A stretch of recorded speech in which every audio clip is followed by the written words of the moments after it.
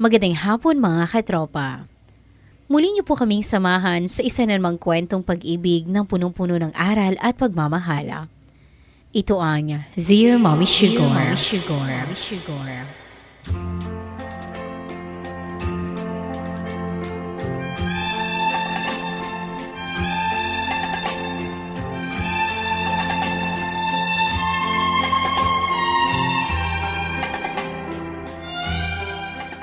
Dear Mommy Sugar, ako po si Carmela. Anak po ako ng magsasaka. Bata pa lamang po ako, mulat na ako sa katotohanan na kung hindi ka kikilos, wala kang kakainin. Kaya sa edad na 7, natuto na ako magbanat ng buto Mommy Sugar. Habang ang ibang bata noon ay naglalaro at hawak ay laruan. Ako, hawak ko na ang karit at nakatapak na sa maputik na pinaperasong lupa ng bukid. Kaya naman, sinikap kong tuparin ang mga pangarap ko, DJ, pati na ang mga pangarap para sa akin ni na inay at itay.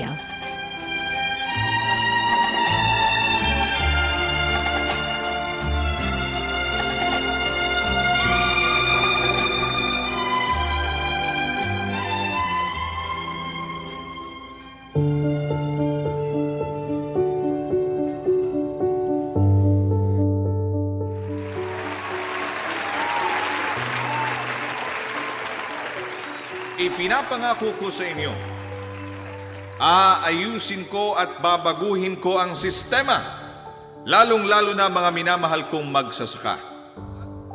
Asahan ninyo ang mga magagandang pagbabago sa kamay ko. Mabuhay! Si Congressman Libiste! Mabuhay! Ngayon, nandito ang aking buong pamilya, ang aking mapagmahal na asawa, si Amalia Leviste.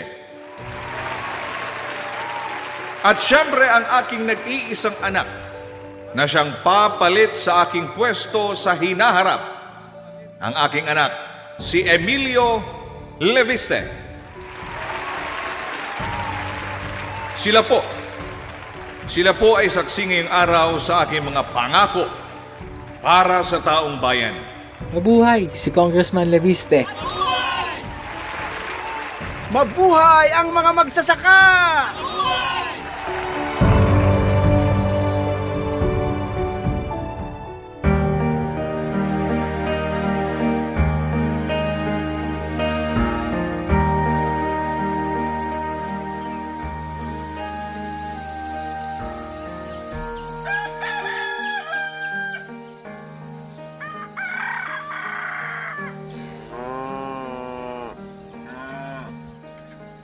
Mangisko! Mangisko! Ay, tong batang to. Oh, iho! Anong meron? Mangisko, si Carmela po kasi. Anong nangyari sa anak ko? Hindi ko pa kasi siya nasalo kanina. Nahulog po siya sa puno ng nyog. Ano? Ano ka ba naman, Isko? Nahulog na nga ang anak natin. Parang tuwang-tuwa ka pa. Ikaw naman, Elena. Matibay at malakas na bata yung anak natin. Isko, babae ang anak natin. Baka nakakalimutan mo. Alam ko, Elena. Pero mas matibay pa yon sa lalaki. Sinong babae ang aakyat sa puno ng nyog? Tara na po, puntahan na po natin si Carmela. Baka napilayan na yun.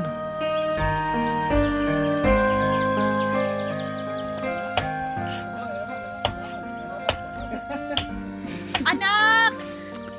Carmela? Oh, Nay, tignan mo oh. Ang dami kong nakuhang buko, tsaka may panggata na tayo mamaya. Madami rin akong nakuhang nyog. Anak naman, pinag-alala mo na naman kami ng itay mo. Akala ko naman kung napano ka na. Sabi ko naman sa'yo, Elena. Matapang itong anak natin.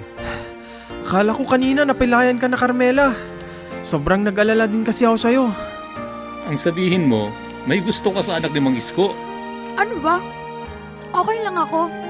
Ano? Hindi niyo ba ako tutulungan? Ang dami nito oh.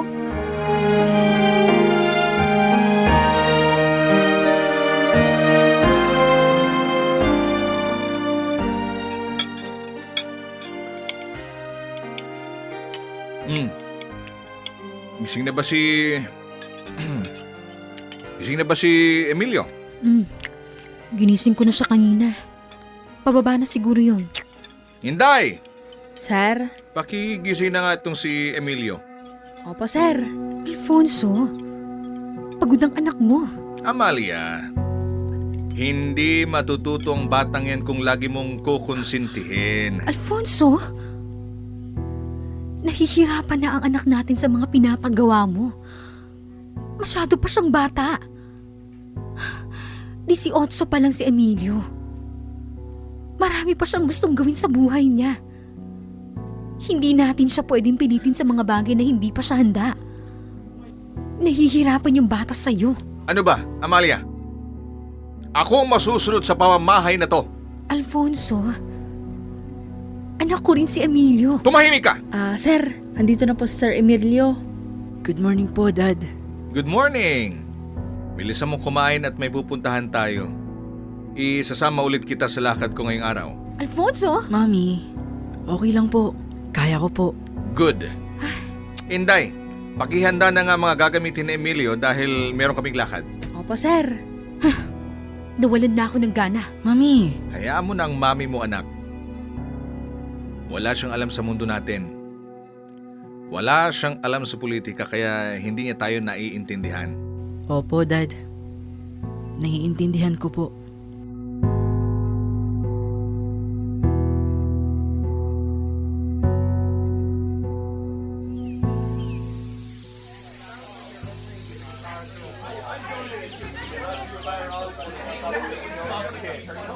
Mga kasama, nandito na si Congressman Libiste.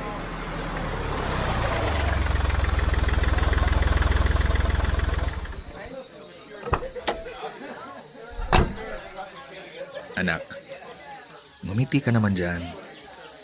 Kumaway ka naman.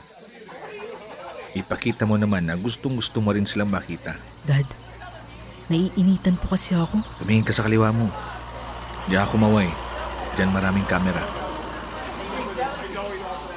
Congressman, magandang araw ho. Magandang araw din po, Mang Rodolfo. Sobrang nalulungkot po ako sa sinapit po ninyo dito dahil dito po sa kalamidad. Mabuti po't nakarating kayo dito sa amin, Congressman. Kasi kayo lang po ang natitirang pag-asa naming mga magsasaka. Huwag po kayong mag-alala. Maaasahan niyo po ako, Mang Rodolfo. Salamat po, Congressman. Mga kasama, magandang araw po sa inyong lahat.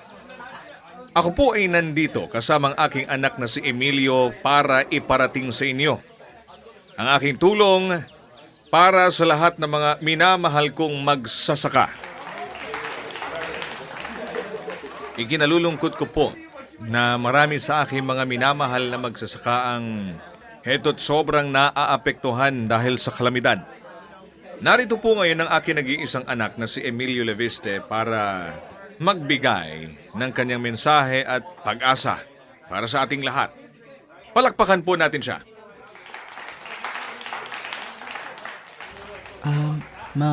Magandang umaga po sa inyong lahat.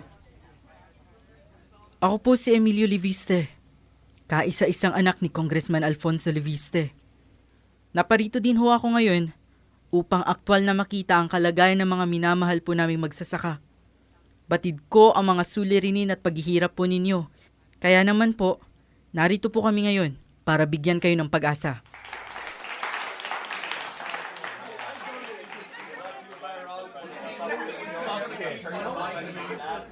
Naku, maraming salamat sa inyo, iho. Lalo na sa papa mo. Napakalaking tulong nito sa amin ngayon. Wala pong anuman. Oh, Carmela, dito ka muna sa gilid. Hintayin mo si Enteng. Siya ang magbubuhat niyang isang sakong bigas. Tatawagin ko lang siya saglit, ha? Opo, Nay. Enteng! Sandali lang po. Ako na lang po magbubuhat. Saan po ba? Ha? Naku, nakakaya naman sa'yo, iho. Ayos lang kami, iho. Salamat na lang. Naku, wag ho kayong mag-alala.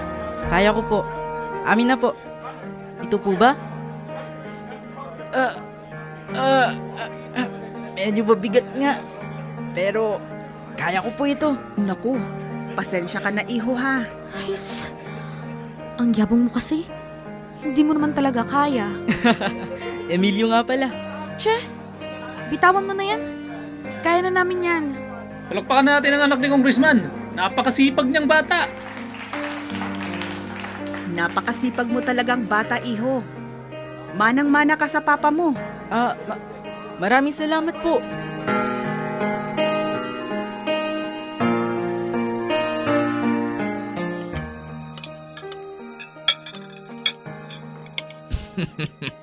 Amalia, magugulat kasi babalita ko sa'yo. Ano na naman bang pamimilit ang ginawa mo sa anak natin? Ikaw na nga magkwento anak sa mama mo. Kanina kasi, Mami, pinalakpakan ako ng mga tao. Tuwang-tuwa sila sa pagtulong ko. Hindi ka maniniwala, Mami. Isang sakong bigas ang binuhat ko kanina. Ano? Alfonso, nasisiraan ka na ba? Pinagbuhat mo ang anak natin ng isang sakong bigas? Huwag po kayong mag-alala, Mami. Ayos lang po ako. Ako man nagulat din. Kaya ko pala magbuhat ng isang sakong bigas. Tsaka, ang babait nila, Mami. Tsaka, ang ganda niya. O siya, akit na ako. Kailangan ko na magpahinga. Anak, Emilio, bukas maghanda ka ha. Babalik tayo dun? Oo anak, kaya nga magpahinga ka na pagkatapos mo dyan. Oh, bakit nakangiti ka dyan ngayon? Wala naman po, Mami. Na-excite lang po kasi ako. Sige po, Mami. Akyat na ako.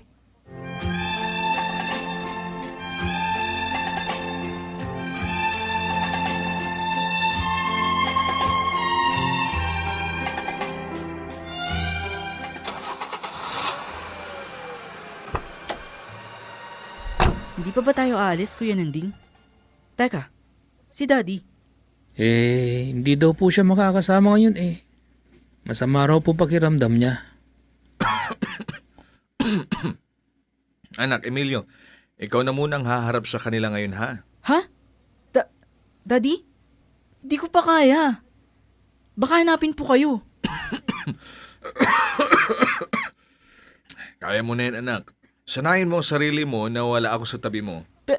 Pero Dad... Sige na. Nanding, ihatid mo na siya. Ingat kayo ha. Opo, sir.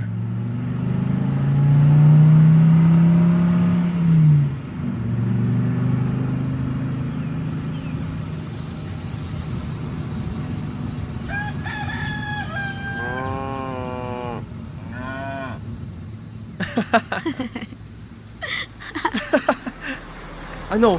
Halika dito. Kahit saan ka tumakbo, mahahabol kita. Oh, sige nga. Ay, pambihirang mga bata to. Tama na nga yan. Naku, Sir Emilio. Magandang araw po. Kasama niyo po ba si Congressman?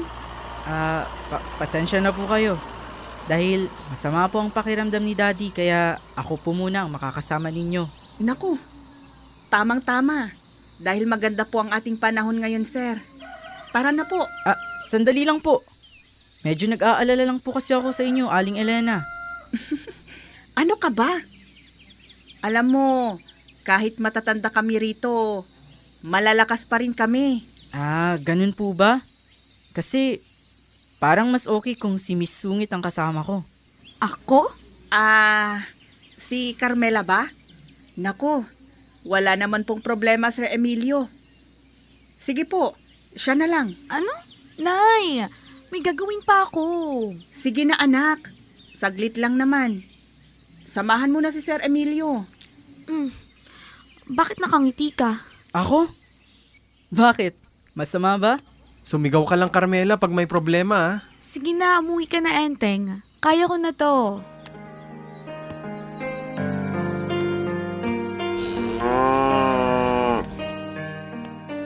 Pasensya ka na talaga, Carmela, kung naabala kita ngayon. Sabi kasi ni Daddy, bumalik daw ako rito para itala lahat ng kailangan ninyo sa patubig. Para maipasok niya sa budget ng Kongreso. Nagulat nga ako na pumayag siya. Ay, naku. Ano pa bang magagawa ko? Kami rin naman na makikinabang rito? Kaya ayos lang. Mabuti nga yun at kahit papaano nakikinig ang tatay mo sa amin. Bakit? Wala. Mas lalo kang gumaganda sa paningin ko. Ha? Sobrang sungit mo kasi. Bolero ka rin pala, no? O sige, sulat mo to sa notebook mo. Okay. Ang pinakamalaking problema namin pagkatapos ng bagyo ay yung daluyan ng tubig mula sa sapa. Naharangan ng mga gumuhong lupa. Kung hindi yan maaayos, matutuyo ang mga bagong tanim na binhi na ibinigay ninyo. Daluyan ng tubig. Sige. Ilalagay ko na priority to. Ano pa? Haya. Sandali lang. Upo tayo. Yung abono at protection sa peste. Dahil nabaha ang lupa, madaling kapitan ng sakit ng mga pananim ngayon. Pero higit sa lahat, ang problema talaga dito, walang permanenteng suporta ang gobyerno sa mga maliliit na katulad namin. Parang naaalala lang kami kapag, alam mo na, election. Alam mo, Carmela, tuwing nagsasalita ka tungkol sa bukid, nakikita ko kung gaano mo kamahal ang pamilya mo at ang lugar na to. Napakatapang mo. Napakatatag mo. Kailangan eh. Buhay namin ng lupa, Emilio. Dito ako pinalaki ng mga magulang ko. Eh ikaw, ano ba talagang pangarap mo para sa sarili mo? Bukod sa pagiging sunod-sunuran sa tatay mo. Ang ganda-ganda pala ng mga mata mo. Ang ganda mo, Carmela. Sa totoo lang, ang gusto kong tumulong sa mga taong katulad mo. Gusto kong maging karapat-dapat sa'yo, Carmela. Sa akin? Emilio, magkaibang mundo natin. Anak ka ng makapangyarihang tao. Ako, anak lang ng magsasaka rito. Pero, higit na makapangyarihan ang pag-ibig, Carmela. Pasensya na po kayo, Sir Emilio. Tara na po siguro.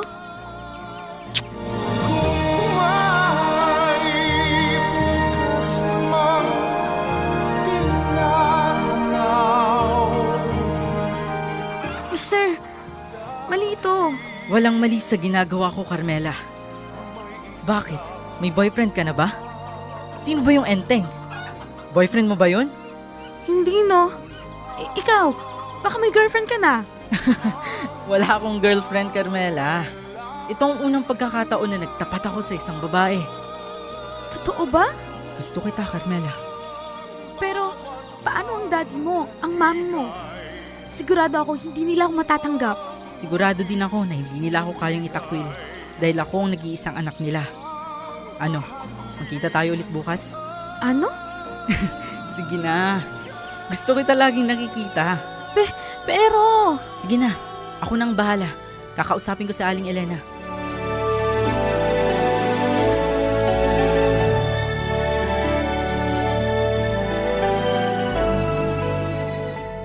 Ano?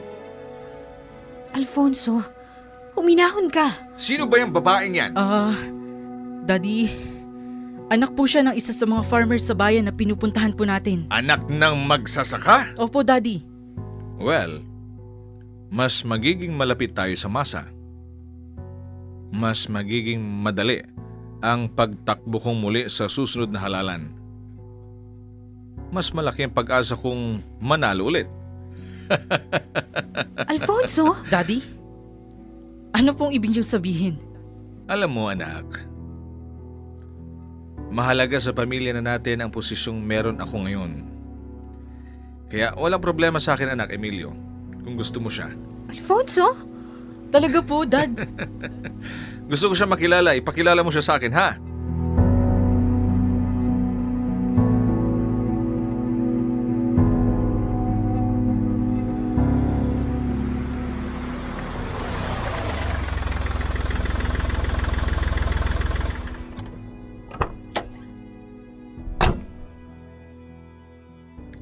Magandang gabi po. Magandang gabi po.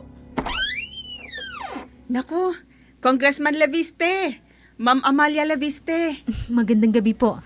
Magandang gabi po, Congressman. Magandang gabi sa inyo. Ano pong sadya ninyo? Tuloy po kayo. Kasama ko po ngayon ang aking anak, itong si Emilio. Nandito po bang inyong anak na si Carmela? Opo. Carmela? Mela, anak! Ito na po.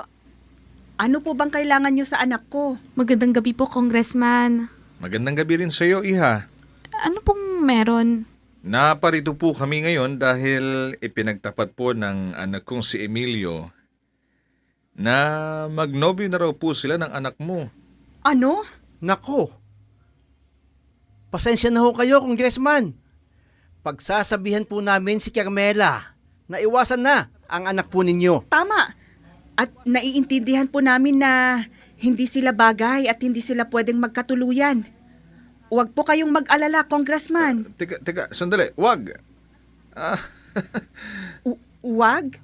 Tutul po kayo? Oo. Tutul ako na paghiwalayin sila. Ang totoo, naparito kami para asikasuhin itong kasal nilang dalawa. Kasal? Dad? Teka, mawalang galang na po. Pero Congressman, oo, gusto namin ng isa't isa, pero wala pa kaming planong magpakasal. I'm sorry, Carmela. Pero hindi ko rin alam ang tungkol dito. Sa akin, ayos lang naman ang maging manugang ko ay anak ng congressman. Isko, ano ba? Mas makabubuti kung magpakasal na rin po sila dahil nasa wastong edad na rin naman sila. Huwag po kayo mag-alala, Aling Elena at Mang Isko. Ako na ang bahala sa magaganap na kasal.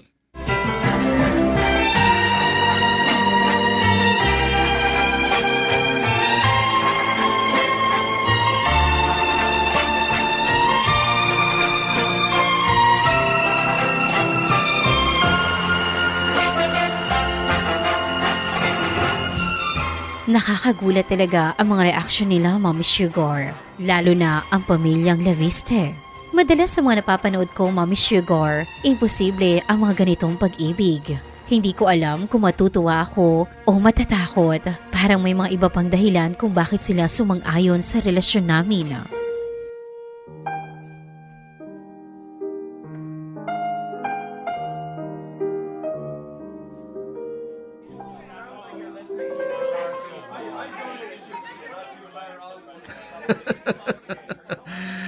Mabuti naman at nakadalo kayo. Darling, Amalia. Yes, darling. This is Congressman D. Isa siya sa mga top-performing politicians. Wow! Congratulations, Congressman D. Good job. Senator Lim. Sandali lang po ha, Congressman D. Usap tayo ulit mamaya. Congressman Leviste, it's been a while. Ang dami mo ng utang sa akin. Kung hindi pa ikakasal ang anak mong si Emilio, hindi pa kita makikita. Nako, pasensya ka na, Senator Lim. Alam mo naman, sa susunod na taon na ang halalan, kaya puspuson din ang paghahanda ko. Tuso ka pa rin talaga, Congressman Alfonso Leviste.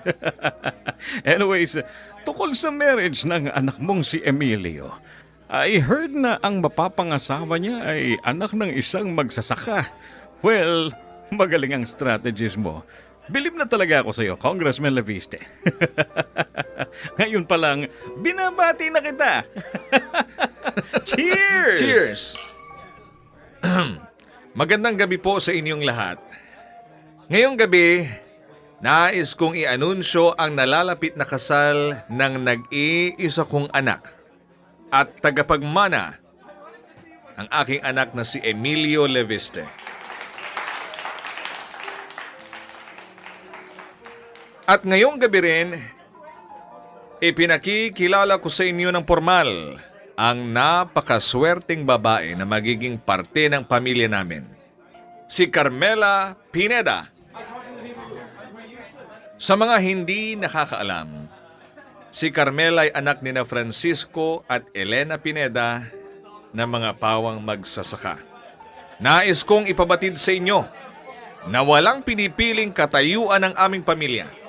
Dahil ang puso ko, ang puso namin, malapit sa mga minamahal kong magsasaka. Kaya kayong lahat ngayon ay imbitado lahat pwedeng dimulo sa kasal ng anak ko. Grabe. Napakabait talaga ng pamilya ni Congressman. Kaya mahal na mahal siya ng mga tao eh. Sobra no, kaya ako, siya ang iboboto ko sa halalan.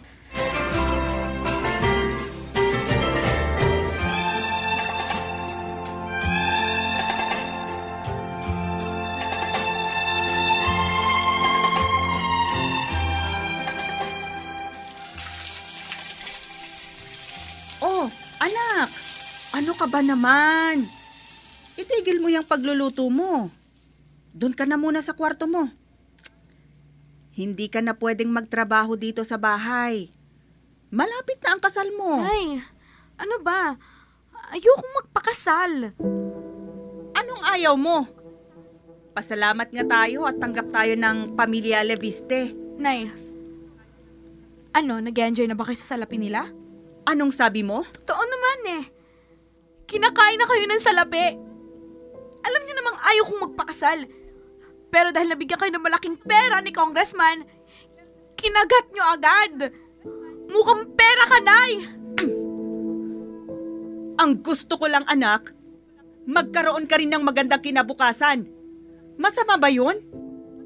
Pagiging mukhang pera na ba yun, ha? Mahirap maging isang katulad ko, anak. Katulad namin ng itay mo. Kaya sa ayaw at sa gusto mo, magpapakasal kayo ni Emilio. Tao po. Tao po. Umalis ka na. Oh, Emilio anak. Halika, pasok ka. Salamat po, Aling Elena. Naku, Nay Elena na ang itawag mo sa akin. Nay, ano ba? Anong gusto mo, iho anak? Juice o kape? Kahit ano po, Nay Elena. Anak, maraming salamat nga pala sa mga binigay nyo sa amin ng pamilya mo. Napaayos namin itong bahay dahil sa inyo. Emilio, umalis ka na. Hindi ako magpapakasal. Anak, ano ka ba naman? Binisita ka niya dito. Nay, ano ba? Ginagamit lang nila tayo. Ginagamit lang nila ako para manalo sila sa susunod na halalan ni Congressman Leviste. Hindi totoo yan, Carmela. Malinis ang intensyon ng dad ko sa relasyon nating dalawa. Yun ang akala mo. Akala ko ba, tatay mo siya? Bakit parang hindi mo siya kilala? Carmela, totoo ang nararamdaman ko para sa'yo. Mahal kita. Emilio, mahal din kita. Pero, hindi pa ako handang magpakasal sa'yo. Huwag kang mag-alala. Kakausapin ko si Daddy na huwag muna ituloy ang kasal. Pero please, huwag naman sana ganito. Mahal na mahal kita, Carmela.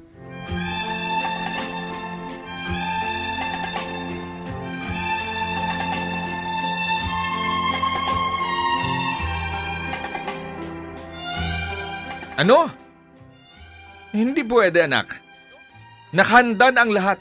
Alfonso, pakinggan mo muna ang anak mo. Dad, hindi pa ako handa. Hindi pa handa si Carmela. Wala akong pakialam kung hindi pa siya handa.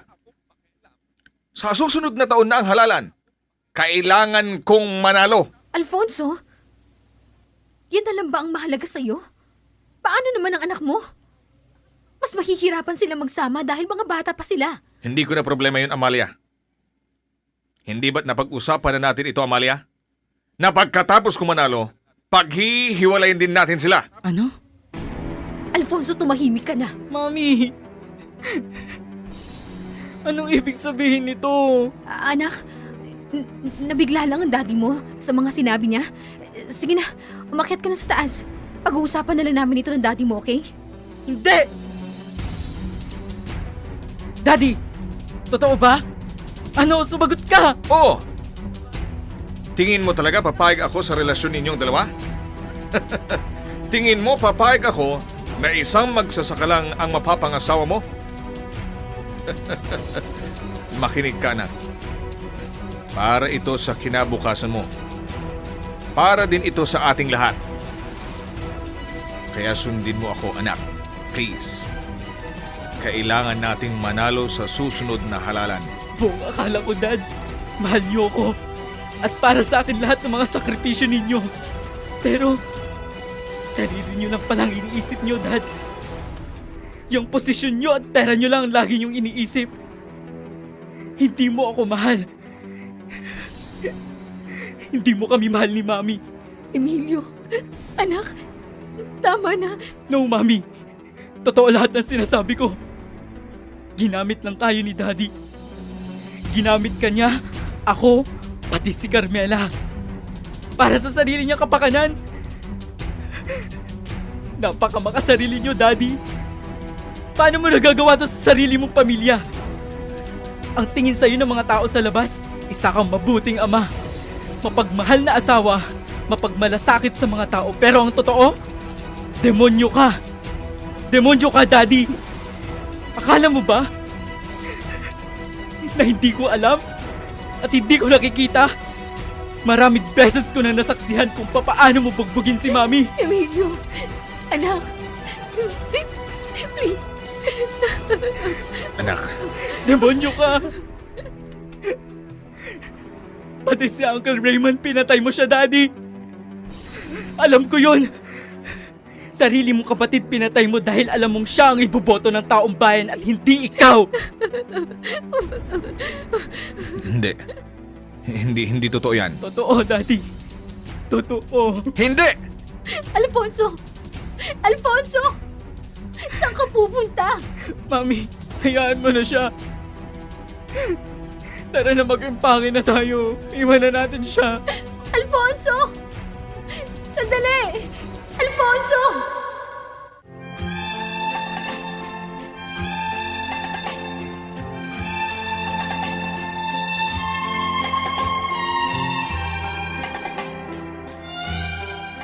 Alam ko, Mommy Sugar.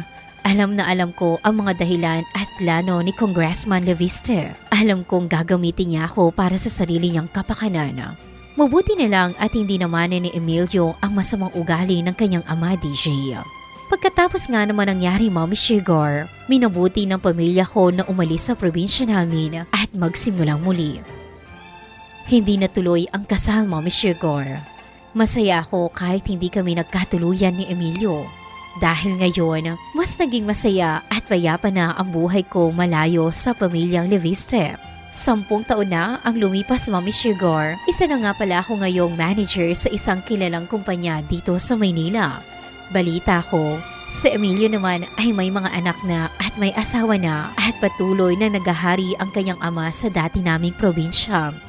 Masaya ako ngayon, Mommy Sugar, dahil natupad ko ang mga pangarap ko para sa sarili ko at sa mga magulang ko at kinaya ko ang lahat, DJ. May boyfriend na nga pala ako ngayon, Mommy Sugar. Emilio din ang pangalan.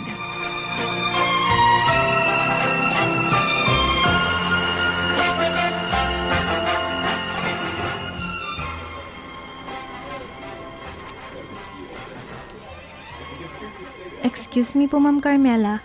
Paparating na po si Director Emilio Chanco. Mukhang may problema tayo. Okay, sige. Salamat. Ako nang bahala. Good afternoon po, Director. Good afternoon. Si Manager Carmela. Nasa loob po, inaantay po kayo. Thanks. Hello po, sir. Good afternoon po. Anong sir? Sinarado ko na yung pinto oh. Wala nang tao. Babe naman. Puro na lang trabaho iniisip mo. Wala ka na ring oras sa akin. Hoy, Emilio. Kailangan na nating magtrabaho. Anong Emilio? Enteng no? Enteng ang pangalan ko. Hindi ako sanay na tinatawag mo ako sa totoong pangalan, babe. Ikaw talaga, babe. Sige na, sorry na. Ipagluluto kita mamaya. Promise mo yan ha. Love you, babe. I love you, Enteng. Babe naman eh.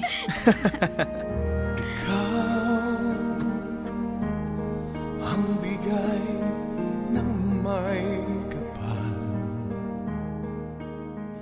Kung papipiliin man ako, Mommy Sugar, kung anong nakaraan ang babalikan ko, pipiliin ko pa rin ang mga nakaraang yon, DJ. Dahil anumang hirap, sakit, problema na nararamdaman natin sa ngayon, lagi nating tatandaan na laging may magandang darating sa buhay natin. Marami akong natutunan, Mommy Sugar. Isa na rito ang pagyakap sa katotohanang may mga tadhana na sadyang isinulat para magtagpo, ngunit hindi itinadhana para magkasama habang buhay. Ang pag-ibig namin ni Emilio Leviste ay hindi isang pagkakamali, kundi isang magandang bahagi ng aking pagkatao na nagpatatag sa akin at nagbigay daan sa aking tunay na tahanan. Hanggang dito na lamang po ang aking kwento, Mommy Sugar.